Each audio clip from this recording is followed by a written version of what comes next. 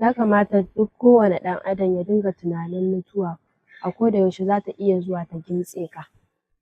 Kana nufin yanzu ka daina sona ko kuma baka sona? No, Amira.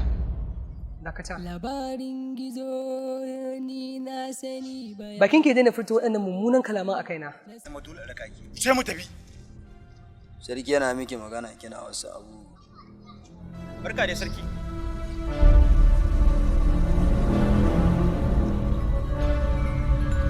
Ai kuma fa. Daga ina? Ba gaji ana tambayar ka daga ina? A haba sarki, waye bai san ka unguwan nan ba? Kawai na bi ta hanya ne nace bari in kama gaisuwa.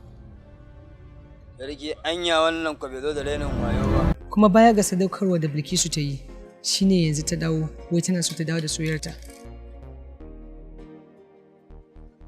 Gaskiya abin akwai rikirkitarwa. To amma kai menene abin da kai akai?